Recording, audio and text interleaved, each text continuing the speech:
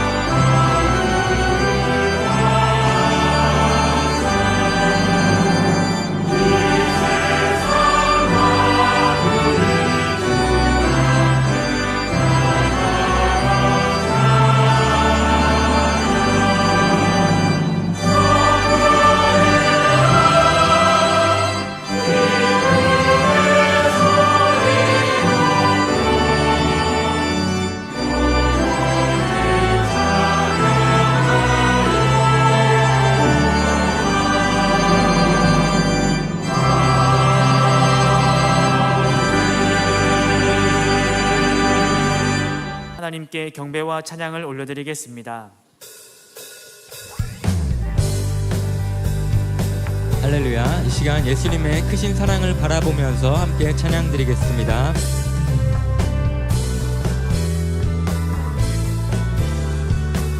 주 예수 내 맘에 들어와, 주 예수 내 맘에 들어와 계신 후 변하여 새 사람 되고, 내가 늘 바라던 참빛을 찾음도 주 예수 내 맘에, 주 예수 내 맘에, 주 예수 내 맘에 들어와 계신 후 망령된 행실을 끊고, 머리털보다도 더 많던 내 죄가 눈보다 더 희어 주 예수 내 맘에 오심, 주 예수 내 맘에 오심, 물리뜬 내 맘에 기쁨이 넘침은 주 예수 내 맘에 오심, 내 맘의 소망을, 내 맘의 소망을 든든히 가짐은 주 예수 내 맘에 오심,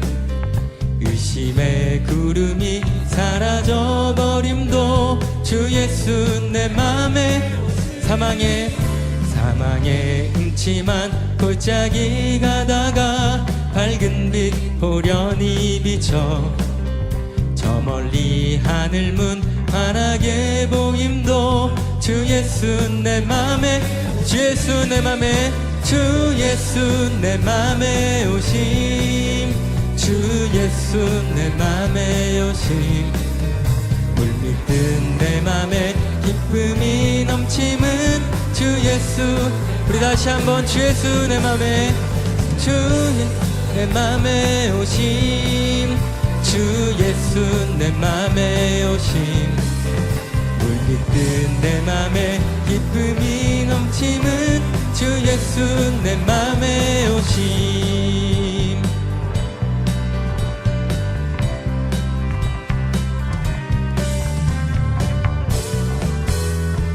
우리 목소리로 고백하며 나아가겠습니다. 내가 저 천성에 내가 저 천성에 올라가 살기는 주 예수 내 맘에 오심.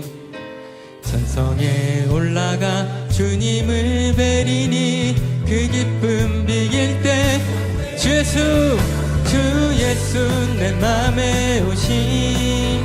주 예수 내 맘에 오심. 물밀듯 내 맘에 기쁨이 넘침은 주 예수 내 맘에 주 예수 내 맘에 예수 내 맘에 오심. 주 예수 내 맘에 오심.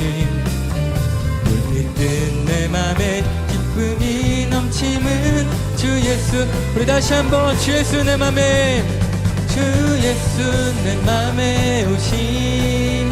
주 예수 내 맘에 오심. 물밀듯 내 맘에 기쁨이 넘침은 주 예수 내 맘에 오심.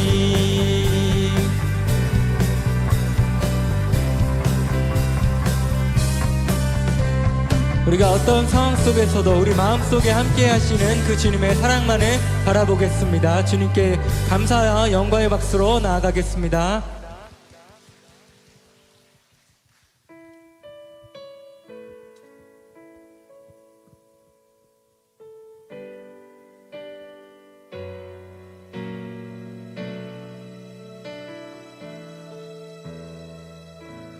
하나님의 그늘 아래 하나님의 그늘 아래 내 모든 것 다 내려놓고 나 잠잠히 주를 묵상하네. 그 놀라우신 은혜를 끝이 없는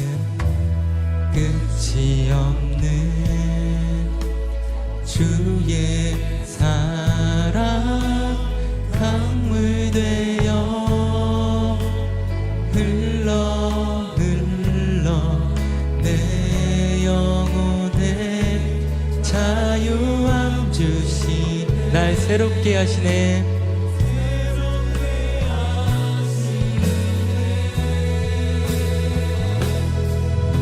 하나님 사랑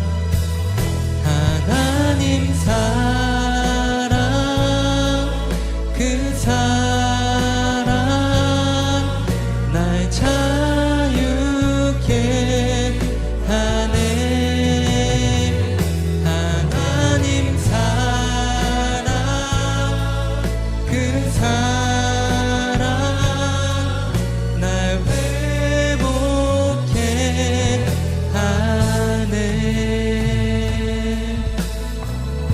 하나님의 그늘 아래 하나님의 그늘 아래 내 모든 것 다 내려놓고 나 잠잠히 주를 묵상. 그 놀라우신 은혜를 바라봅니다. 끝이 없는 주의 사랑 강물 되어 흘러 내 영혼에 이 시간 우리를 새롭게 하십니다. 하나님 사랑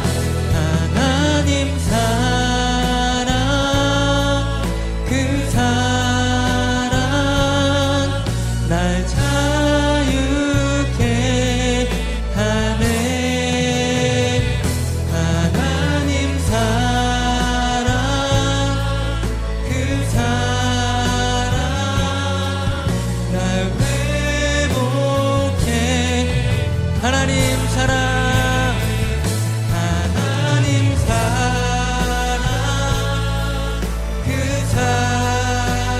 이 시간 우리를 자유케 하십니다.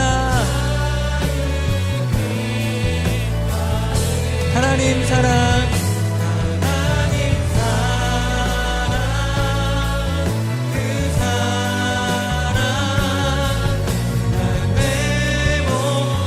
우리 다시 한번 하나님 사랑 하나님 사랑 그 사랑 날 자유케 하네 하나님 사랑 그 사랑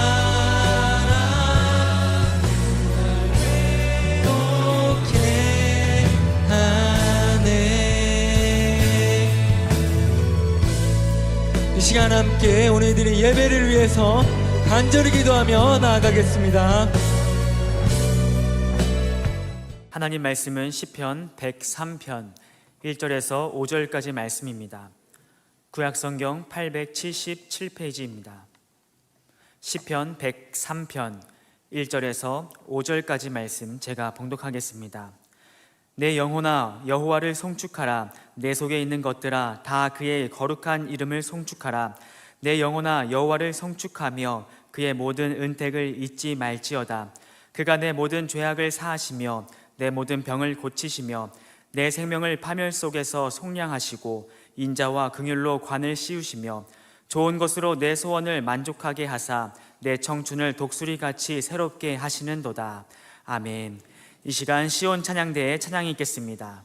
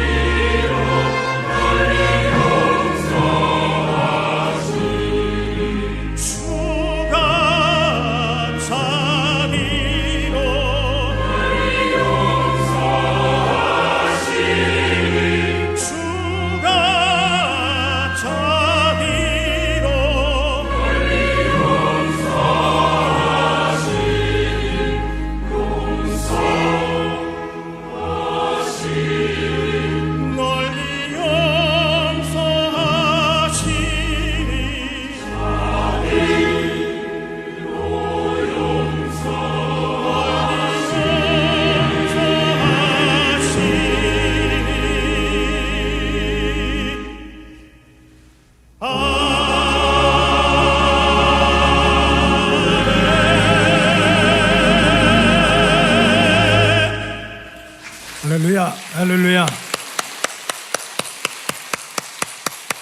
오늘은 5월 마지막 주일 말씀으로 이 받은 은혜를 잊지 말자, 받은 은혜를 잊지 말라 하는 제목으로 말씀을 전하도록 하겠습니다.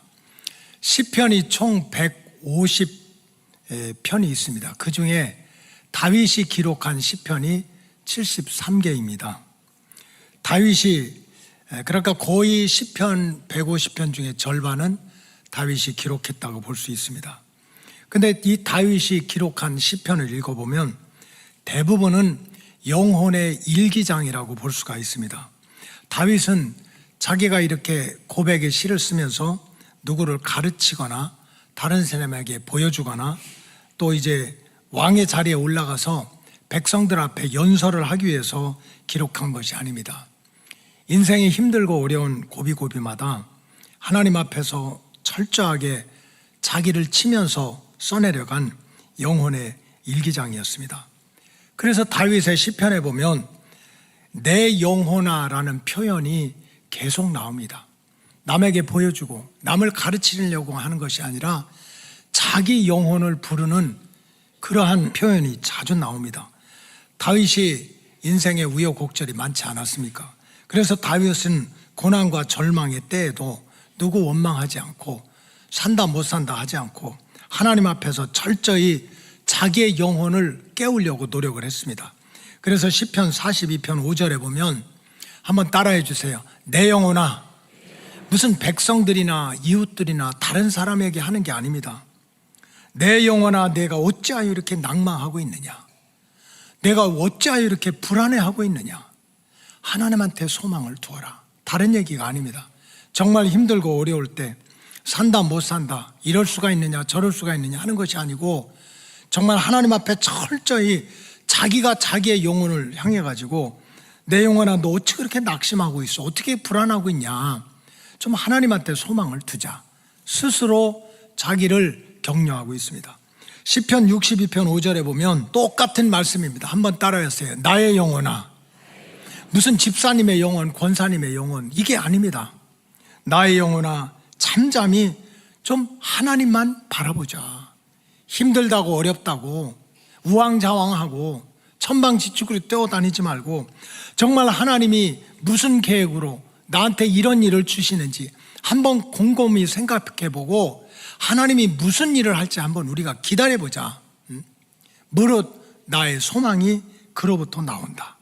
그래서 하나님만 바라보라고 자기 영혼을 스스로 자기가 깨우치고 있어요. 그런가 하면 다윗이 인생을 살 때 맨날 의도터지고 깨지고 도망다닙니까? 그렇지 않습니다. 어떤 때는 전쟁이 이기고 어떤 때는 박수를 받고 승리와 영광의 때에도 철저하게 다윗은 하나님 앞에서 자기의 영혼이 교만하지 않도록 다잡는 그러한 영혼의 일기장을 써갔습니다. 시편 104편 1절도 마찬가지입니다. 한번 따라해 주세요. 내 영혼아. 그래서 적어도 앞으로 한 3일 동안은 여러분들이 잠잘 때 내 영혼아 하는 것이 생각이 나야 돼요. 다른 설교 다 잃어버리고 남한테 얘기하는 게 아닙니다. 싸워서 이겼어요. 적군을 물리쳤어요. 백성들한테 박수를 받았어요. 그래도 내 영혼아 정신 차리라는 거야. 내 영혼아 여호와를 송축하라. 백성들이 잘한다고 박수 쳤다고, 네가 전쟁에서 승리했다고 교만하지 말고 두 손을 높이 들고 오직 하나님만을 높여라. 하나님만을 찬양해라. 여호와 나의 하나님, 주는 심히 위대하시고 존귀와 권위로 옷 입혀줬다. 위대하신 분, 존귀하신 분, 박수와 환영을 받으실 분은 하나님밖에 없다는 거예요. 그러면서 다윗은 자꾸 하나님 앞에서, 이건 누구 보여주고 가르치고 논문 쓴 게 아닙니다. 하나님 앞에서 철저하게 때마다 시마다 자기가 자기 영혼을 위해서 격려도 하고 경고도 하고 조심하라고도 하고 힘을 내라고도 하고 하는 영혼의 일기장을 써내려갔어요. 우리가 잘 아는 복음성가가 하나가 있습니다. 이런 내용입니다. 왕이신 나의 하나님, 왕이신 나의 하나님, 내가 주를 높이고 영원히 주의 이름을 송축하리이다. 여러분들 이 찬양 아세요? 근데 왜 나만 혼자 부르게 해요? 같이 부르셔야지.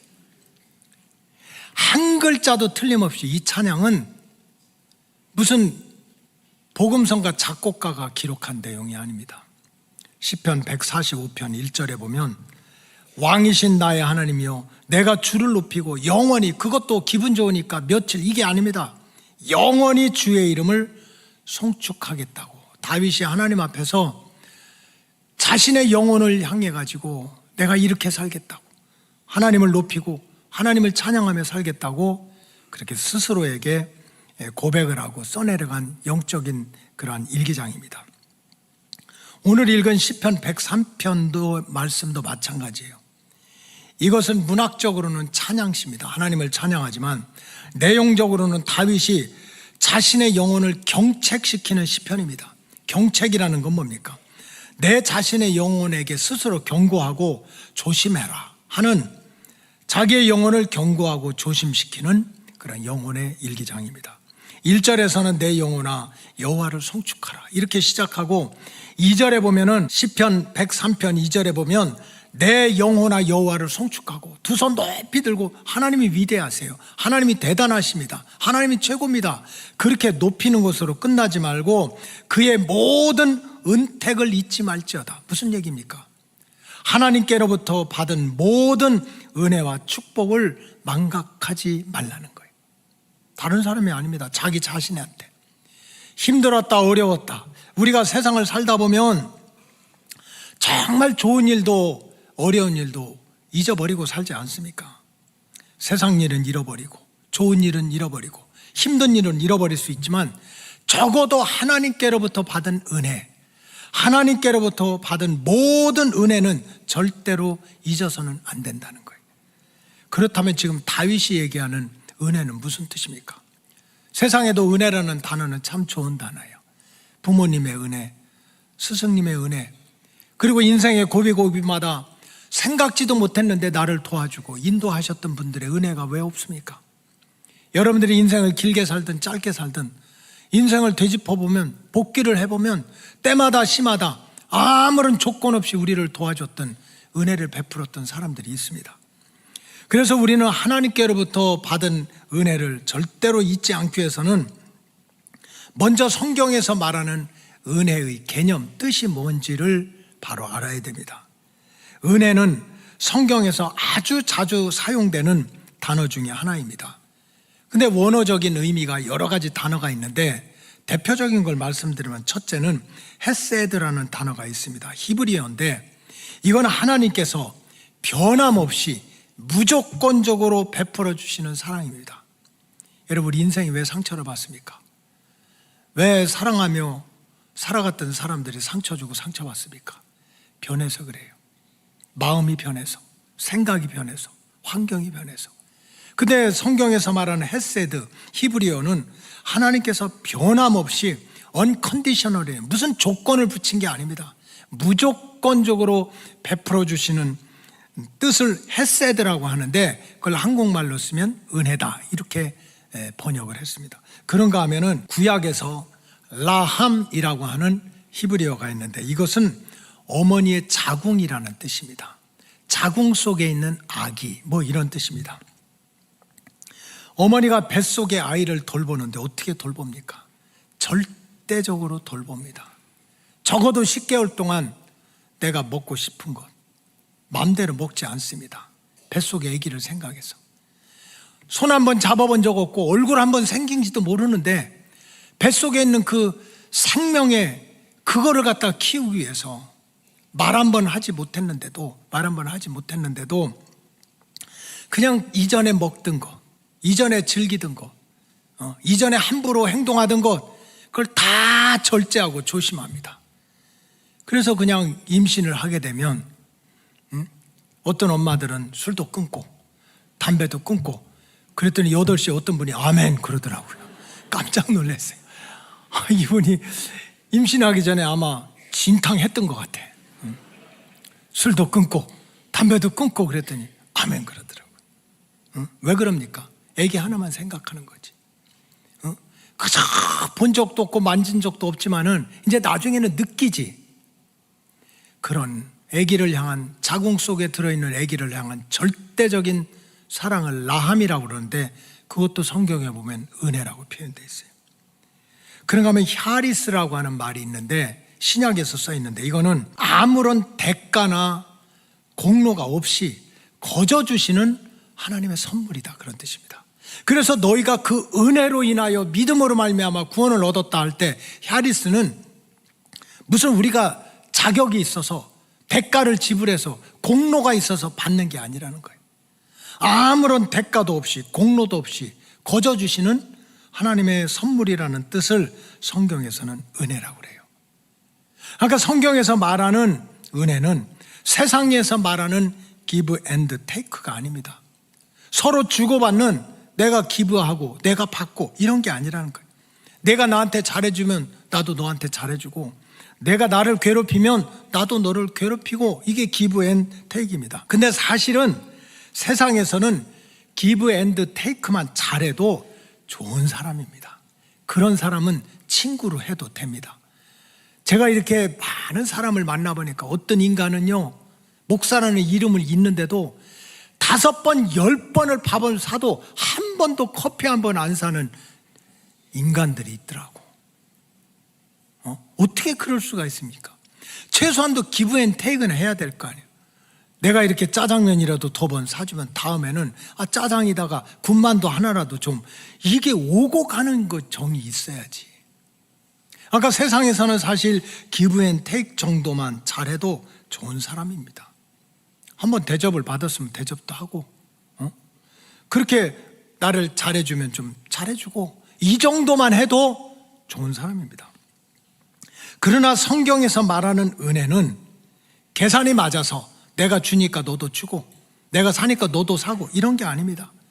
아니면 내 체면이나 위신을 위해서 주고받는 정도의 사랑이나 돌봄이 아닙니다.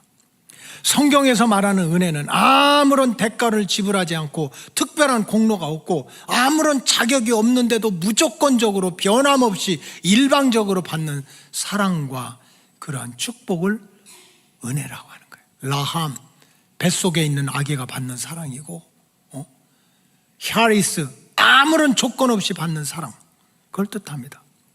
그래서 성경에서 말하는 은혜는 나는 아무런 자격도 없는데, 대가를 치르지도 않았는데, 특별한 공로도 없었는데 일방적으로 받는 사랑과 돌봄을 성경에서는 은혜라고 합니다. 그런 뜻으로 볼 때 다윗의 인생은 사실 처음부터 은혜와 은혜의 연속이었습니다. 하루하루 살아가는 것이 정말 하나님께로부터 값없이 대가 없이 아무런 공로도 없이 받았던 일방적인 변함없는 끊임없는 사랑의 연속이었습니다. 다윗이 8형제가 있었는데 8형제 중에 다윗이 막내입니다. 이 위에로 형들이 7명이나 있는데도 7명을 다 제끼고 사무엘 선지자가 와서 머리에다 어노인팅, 기름을 부으면서 너 하나님이 크게 너를 쓰실 거야, 너를 축복할 거야, 기름 부음을 받은 것, 다윗이 무슨 실력이 좋아서입니까? 형들하고 육박전에서 이겼습니까? 철저하게 대가도 치르지 않고 공로도 없이 하나님께서 일방적으로 베풀어 주신 은혜입니다. 오늘 웨슬레 연합 성회를 해서 우리 청년들이 찬양 인도를 하고 또 CCD 찬무를 하고 또 6.21 VIP 초청잔치 준비한다고 어제 저녁에 청년들이 연습을 해서 내려와 봤어요. 목사님 궁금하잖아요.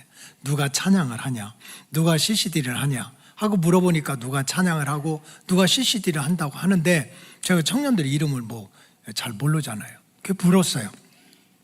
김 뭐라고 하는 이 청년은 누구야? 오늘 왔어? 안 왔대요. 그게 누구야? 했더니 한 2명 청년이 1초도 생각 안 하고 김 아무개가 누구야? 그러니까 공부 잘하는 애 있잖아요, 이러더라고요.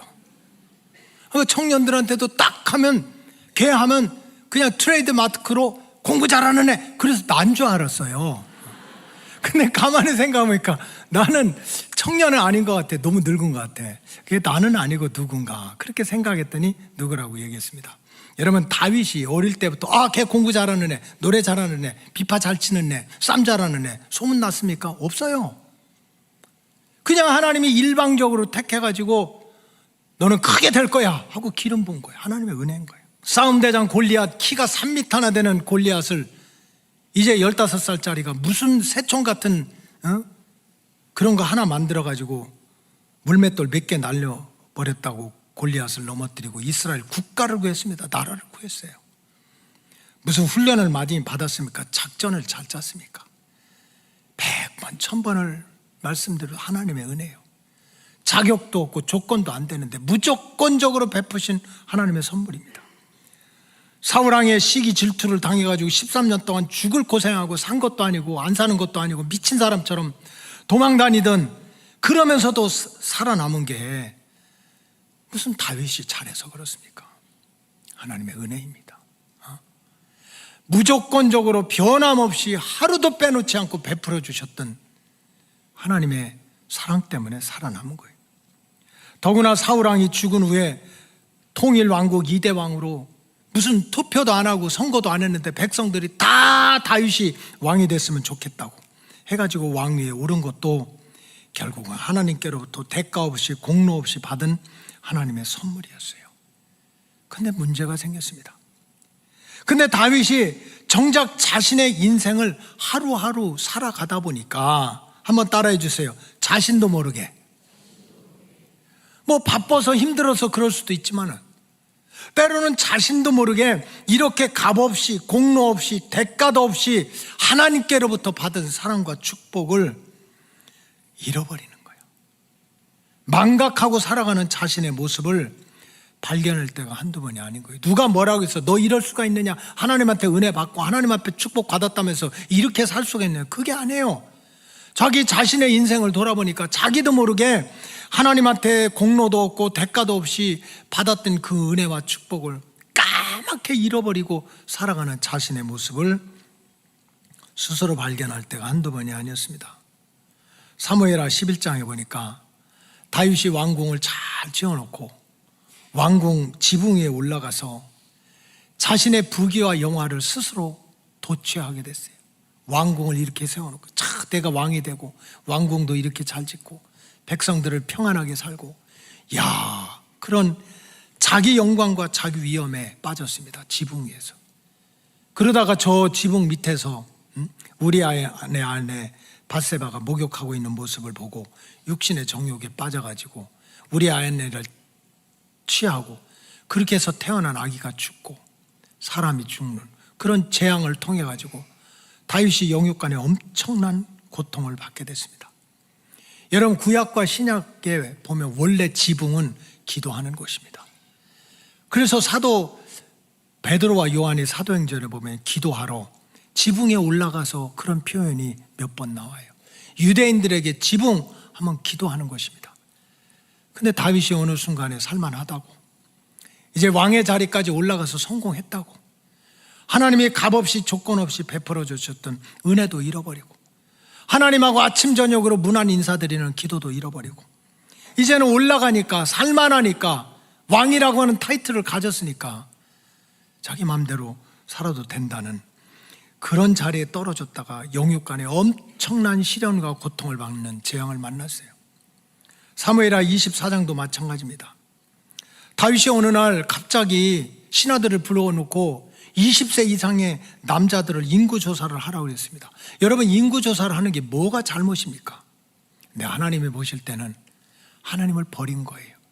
다윗이 왕이 돼서 세상 왕들을 보니까 그냥 세금을 많이 걷고 군대를 많이 키워서 왕권을 유지하고 나라를 지키는 모습을 보고 다윗도 나도 세상 왕처럼 이제 세금 많이 걷어가지고 나라를 부강하게 하고 20세 이상 남자들을 택해서 군인 훈련 많이 시키면 국방을 지키고 경제를 내가 살려낼 수 있다.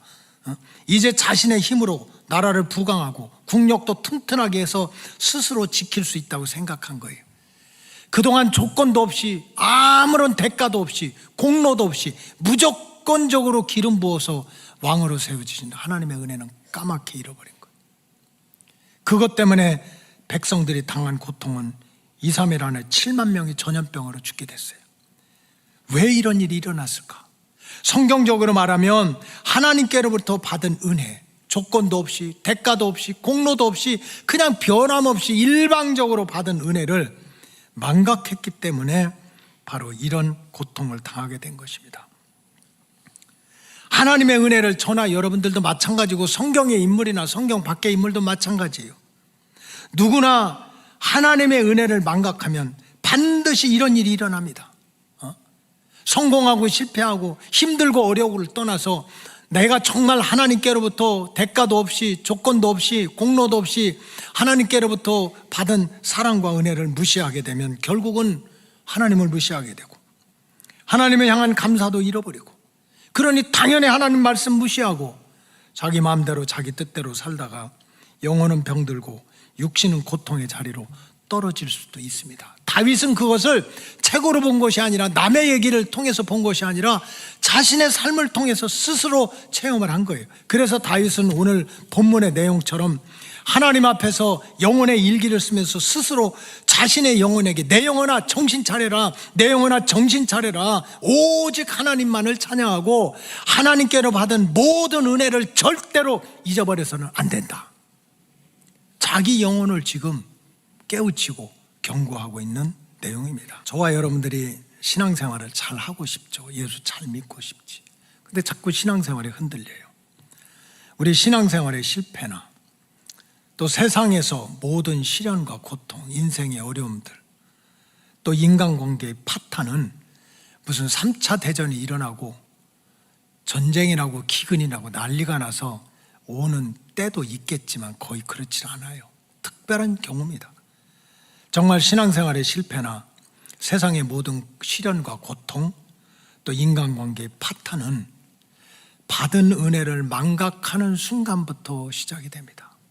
크고 작든지 하나님과 나 사이든지 인간과 인간 사이든지 대가도 없이 공로도 없이 받았던 사랑이나 은혜를 잃어버리는 순간부터 바로 이런 환난을 시작되는 거예요. 우리의 구원의 은총도 마찬가지입니다. 우리가 죄사함을 받고 알고 지은 죄, 모르고 지은 죄, 옛날에도 지은 거 예언을 하면 앞으로도 지을 건데 이런 모든 죄의 사함을 받고 하나님의 자녀가 돼서 천국 백성이 되는 것도 알고 보면 모든 것이 하나님의 은혜입니다. 나의 공로나 대가나 노력이 없이 주어진 하나님의 선물입니다. 나 같은 죄인을 살리시고자 십자가에서 예수님이 못 박혀서 침뱉음을 당하고 가시면류관을 쓰고 조롱과 멸신을 당하는 그 순간에도 우리는 한 일이 없습니다. 예수님 혼자 하셨을 뿐이에요. 그저 자녀가 되는 권세를 받아가지고 하나님이 나의 하나님이 되고 예수 이름으로 기도하면 응답을 받고 하나님의 은혜와 축복을 다 받을 수 있는 하나님의 자녀된 권세를 얻게 된 것도 우리가 한 일은 없습니다. 그저 믿습니다. 믿는다고 고백한 그거밖에 한 일이 없는 거예요. 하나님께서 새하늘과 새 땅을 만들어가지고 한 번 죽는 것은 사람에게 정해져 있고, 그러나 새하늘과 새 땅을 만나서 눈물도 고통도 탄식도 없는 영원한 새하늘과 새 땅을 우리에게 약속을 해놨다고 수없이 말씀하고 계시지만 그 새하늘과 새 땅을 위해서 땅 한 평도 기둥 하나라도 내가 가서 만든 것은 없습니다. 우리가 한 일은 nothing입니다. 아무것도 없어요. 이런 은혜를 잊어버리니 어떻게 믿음과 사명의 자리를 지킬 수가 있겠습니까? 내가 한 일이 하나도 없는데, 모든 게 다 하나님의 선물인데 그거 잃어버리니 믿음과 사명을 어떻게 지키겠어요? 그러나 만일 이런 은혜를 잊지 않고 살아간다면 저와 여러분들 그 누구도 믿음 생활에서 실패하거나 낙오자가 되지 않을 줄로 믿습니다. 우리 육신 생활도 마찬가지입니다. 지금 내가 서 있는 이 자리, 살아가는 자리, 살아가는 환경의 시작은 육신적으로 얘기해도 나한테서부터 시작된 게 아닙니다.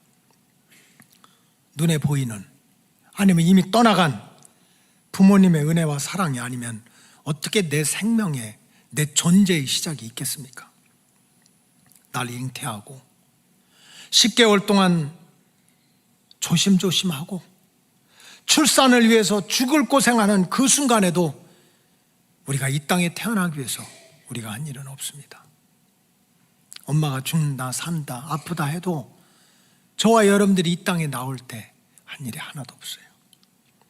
먹여주고 입혀주고 재워주고 가르치는 동안 우리가 스스로 세운 공로나 희생이 없어요. 그냥 일방적으로 무조건적으로 대가 없이 받은 사랑뿐입니다.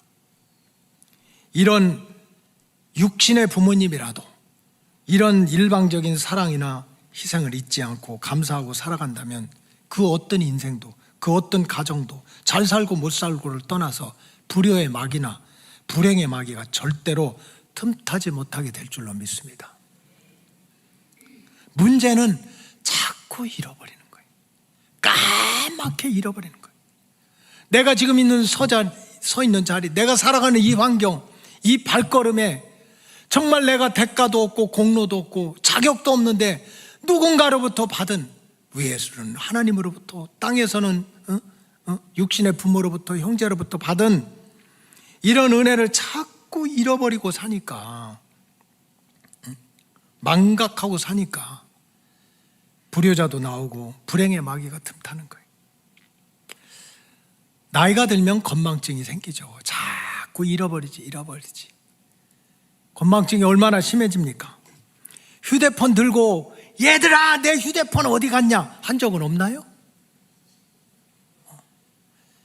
어떤 글에 보니까 이런 게 있더라고요. 어떤 할아버지가 연세도 많으시고 깜막 잃어버리는 게 아니라 막 아주 그냥 건망증이 너무 심한 할아버지가, 할머니가 이제 시장 바구니 들고 시장을 간다고 그러니까 부탁을 하는 거야. 할멈 정신 차리고 남성시장 가서, 남성시장이었지? 그래서 아이스크림 좀 한 통 사와, 정신 차려. 그랬더니 할머니가 당신이나 정신 차려. 그렇게 하고 오래 살다 보면 그렇게 치고받잖아요, 그죠? 그러고서 이제 시장에 간 거야. 그래서 시장에 가 돌아오면서 이 할머니가 시장 바구니에다가 비닐봉다리 하나를 갖고 왔는데 새빨간 떡볶이를 한 자루를 갖고 왔어요, 봉다리로. 할아버지가 열받아요, 성질나요.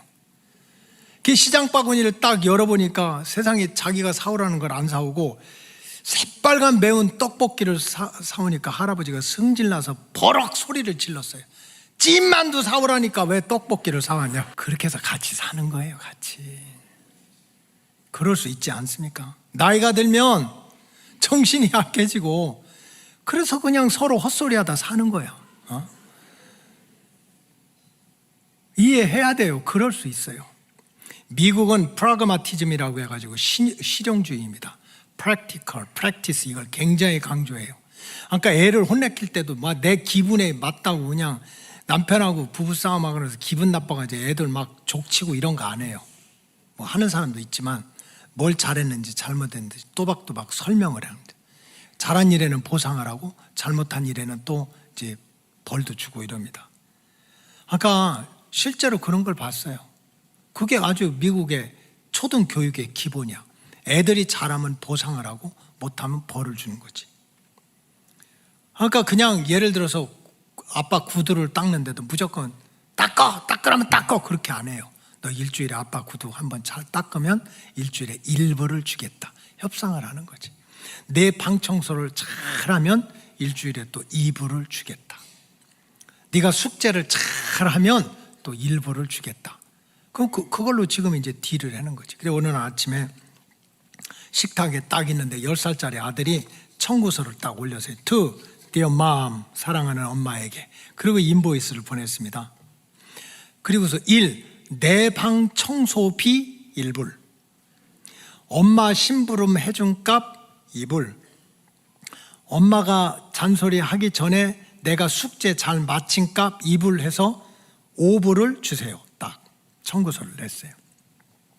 그래서 엄마가 아무 말도 안 하고 잘했으니까 5불을 딱 캐시를 줬습니다.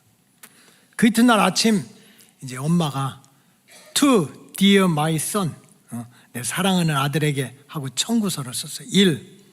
10개월 동안 임신하고 고생한 값 무료,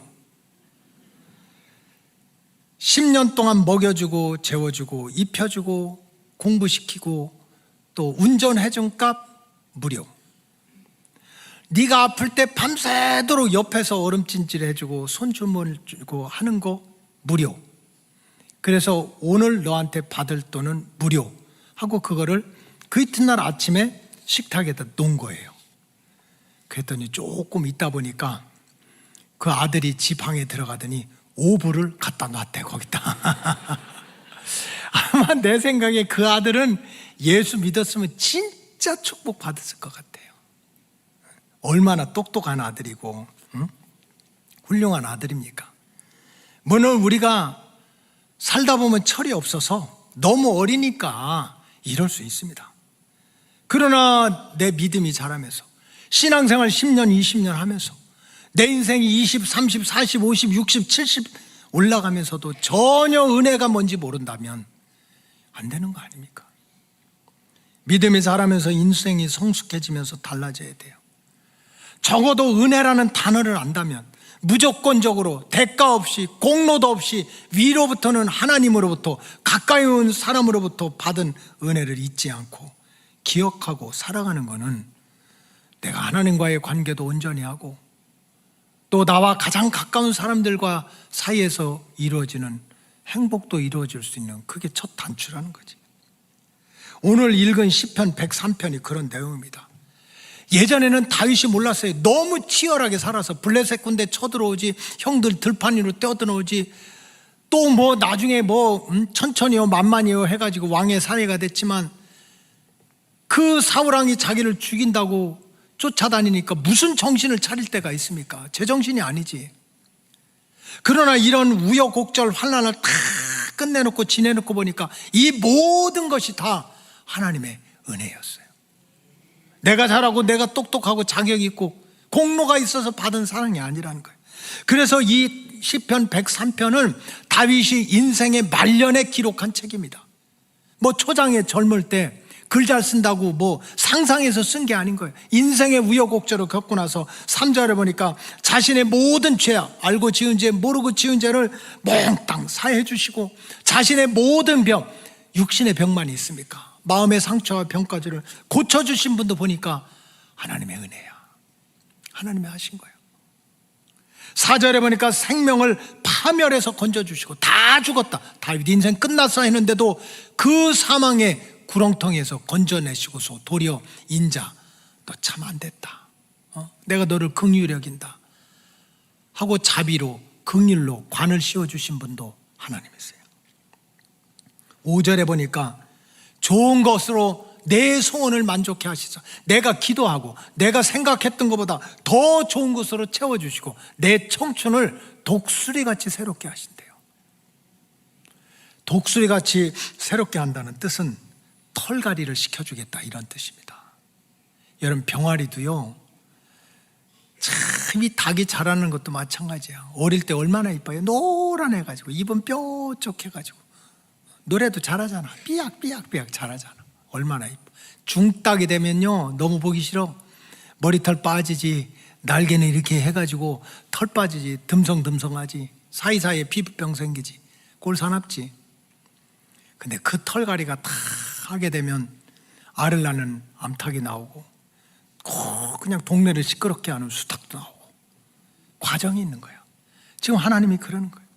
다윗이 자기 인생을 보니까 털 빠지고 광야를 쫓아다녔던 병아리에 불과했던 거예요. 언제 죽을지 살지 모르니까 무슨 넥타이 매고 양복 입고 구두 신고 폼내고 돌아다녔겠어요? 13년 동안 죽을 고생하고 블레셋 적군에 날아가서 미친 형세까지 하면서 목숨만 유지하고자 자기 몰골 체면이 어떻게 됐겠느냐고. 그런데 그런 모습을 다 털갈이 하듯이 바꿔가지고 왕복을 입혀주시고 왕관을 씌워주시고 왕이 신는 신발도 시켜주시고 아멘 하면 그대로 될 건데 아니면 아까 그대로 사시든지, 이렇게 자기를 갖다 털갈이 시켜주신 분이 알고 보니까 하나님인 것.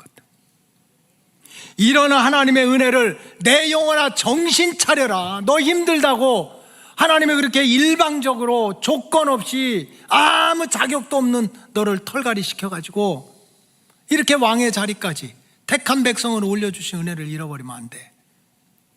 그래서 내 영혼아 누구 가르치고 누구 잘했다 못했다가 아니야. 내 영혼아 정신 차려라. 하나님께로부터 받은 은혜를 절대로 잃어버려서는 안 된다.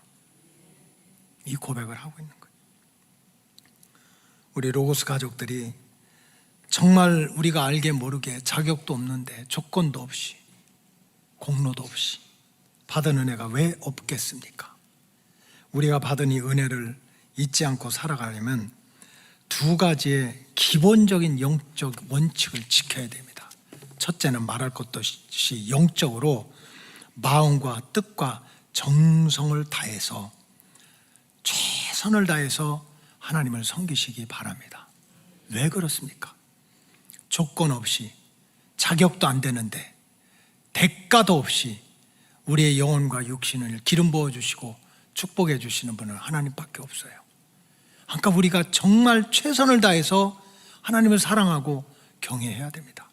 오늘 시편 103편 11절에 보면 이는 하늘이 땅에서 높음 같이 그를 따라하세요. 경외하는 자에게 마음과 뜻과 힘을 다 해서 하나님을 섬기는 자에게 그의 인자하심은, 이게 영어로는 이것이 아까 헤세드, 하나님의 은혜가 채워진다고 그랬어요. 결국 마음과 뜻과 정성을 다해서 최선을 다해서 하나님을 섬길 때 하나님의 은혜가 크게 임한다. 근데 그것이 내 대로 끝나는 게 아니라는 거예요. 마음과 뜻과 정성을 다해서 최선을 다해서 하나님을 섬기면 17절에 보면 여호와의 인자하심, 여호와의 은혜는 자기를 경외하는 자에게 끝나는 게 아니고 영원부터 영원까지 그의 의는 자손에게 이르게 된다. 내가 하나님께로부터 한번 은혜 받았어요. 그걸로 끝나는 게 아니야. 마음과 뜻과 정성을 다해 최선을 다해서 하나님을 섬기고 주님의 몸된 제단을 섬기면 내가 은혜 받는 것이 아니라 너로부터 시작해서 내 자손의 자손까지 하나님의 은혜가 흘러 내려간다는 거야. 흘러 내려간다. 이런 축복이 어디가 있겠어요? 근데 여기서 잘 알아야 될 것이 최선을 다한다는 뜻을 알아야 돼요. 여기서 마음과 뜻과 정성을 다해서 최선을 다해서 하나님을 섬긴다는 건 내가 디자인하고 내가 완성시키고 내가 완벽하게 한다, 그런 뜻이 아니에요. 최선을 다해서 하나님을 섬기라는 말을 오해하니까 교회에서 잡음이 생기는 거야. 네가 잘했다 못했다 그러는 거야. 여기서 최선을 다해서 하나님을 섬긴다는 것은 완벽하게 하라는 뜻이 아닙니다. 글자 그대로 Do your best, 글자 그대로 그냥 내 모습 이대로, 내 형편 이대로, 내 환경 이대로 겸손한 마음으로 순종하는 마음으로 글자 그대로 그냥 내가 최선을 다한다는 거예요. 여러분, 홍해바다 앞에서 모세가 한 일은 뭡니까? 거창하게 자기 실력과 능력으로 홍해를 갈라가지고 이스라엘 백성들을 구원해낸 게 아니에요. 그냥 하나님이 니작대기 가지고 손 뻗어서 홍해바다로 한번 뻗어봐 하는 하나님의 말씀을 의심이 가지만 겸손하게 순종하는 마음으로 손을 뻗으라는 말씀에 순종했을 뿐인데 홍해를 가르는 일은 하나님이 하셨습니다. 하나님이 하셨어요. 여리고성이 무너질 때 역사가 어떻습니까? 이스라엘 백성들이 머리를 굴리고 작전을 짜서 동서남북에 그냥 여리고성의 성벽에 돌을 하나씩 빼서 무너뜨렸습니까? 그런 게 아니에요. 하나님이 너희들 아침 일찍 일어나서 여리고성 한 바퀴 돌아 7일 동안 돌아 하는 말씀에 그냥 더하지도 않고 빼지도 않고 순종하니까 무너뜨리는 일은 하나님이 하셨습니다. 오늘 저와 여러분들이 하나님께로부터 은혜를 받고 또 내가 받은 은혜가 영원토록 자자손손 흘러내려가게 하는 길은 우리의 믿음 생활을 완벽하게 해서 생기는 것이 아닙니다. 어려우면 어려운 대로, 감사하면 감사한 대로, 힘들면 힘든 대로, 겸손한 마음으로 이 모습 이대로 그저 순종하는 마음으로 하나님을 잘 섬기면 홍해를 가르시고 여리고성을 무너뜨리고 풍랑은 잔잔케 하고 정말 병든 자를 고쳐주고 우리 자손들에게 흘러내려가는 은혜와 축복은 하나님이 책임져 주실 줄로 믿습니다. 둘째로의 영적인 원칙은 정말 우리가 받은 은혜를 지키려면 가까운 사람부터 소중히 여기는 삶을 살아야 됩니다. 정말 내 인생에, 내 신앙에 가까이 있는 사람부터 소중히 여기는 삶을 살아야 됩니다. 행복한 인생, 축복받는 인생을 살고 싶다면 가까운 사람부터, 하나님과의 관계는 말할 것도 없고 영적인 거는 하나님을 가까이 지내야 되지만 이 땅에서 육신의 행복, 육신의 평안을 누리기 위해서는 가까운 사람부터 소중히 여기는 삶을 살아야 된다. 여러분, 행복은 멀리서 파랑새처럼 나한테 날아오는 것이 아닙니다. 내가 앉은 자리, 살아가는 자리, 일상으로 만나는 자리, 내가 지금 부닥끼고 엮이는 이 자리에서부터 행복은 시작됩니다. 멀리서 보는 사람, 뉴스에서 보는 사람, TV에서 나온 사람으로부터 행복과 평안이 시작되는 게 아니에요. TV 화면에서 튀어나오고 멀리서 보고 뉴스에서 튀어나오는 사람이 나를 행복하게 해주는 게 아닙니다.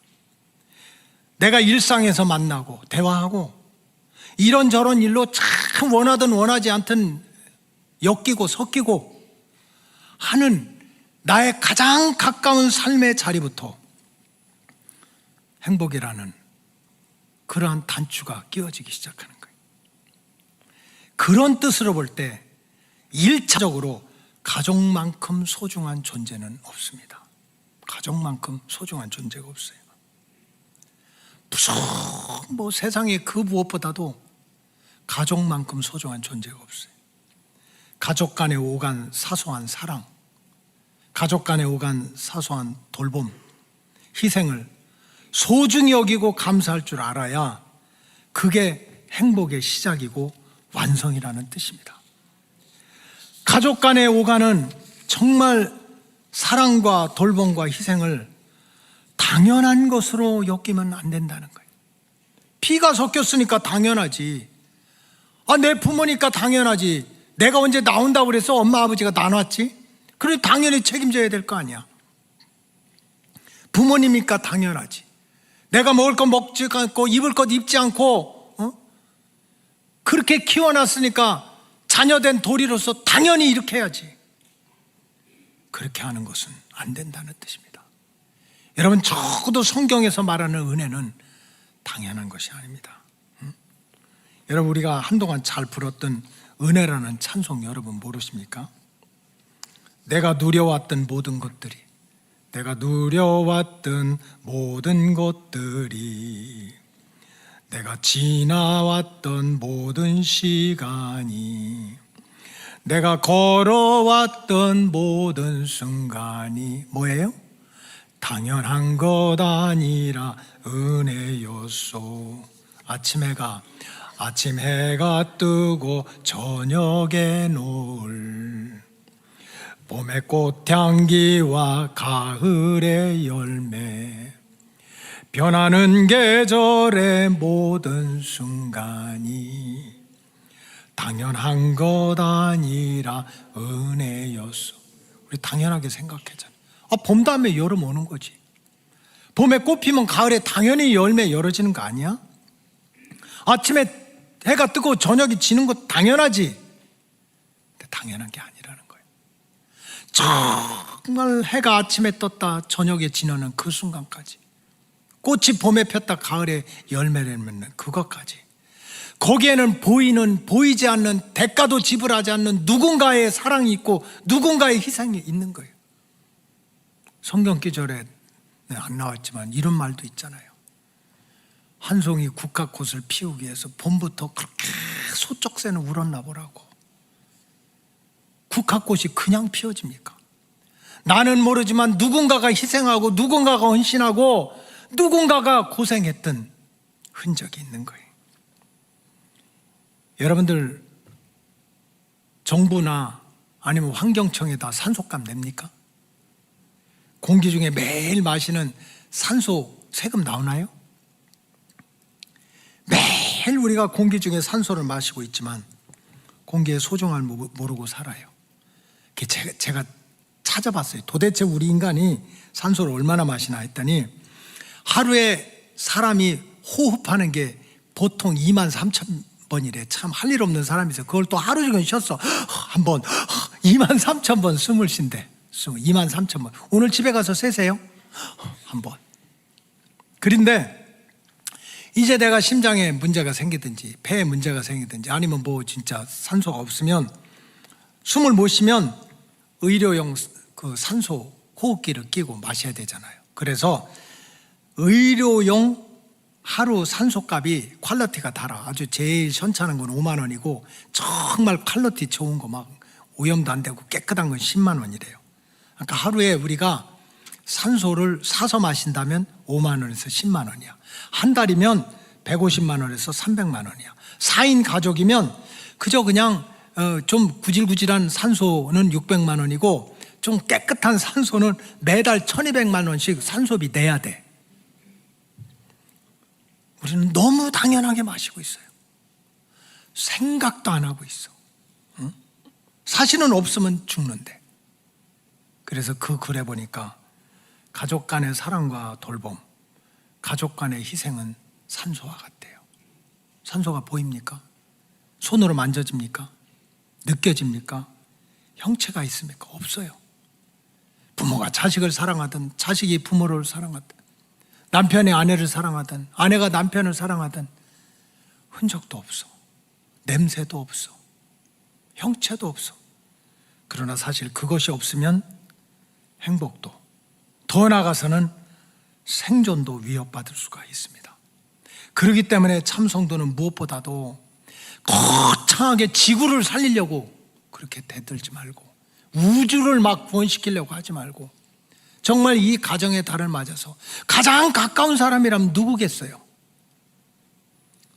나를 낳아주고 길러주신 부모님은 말할 것도 없고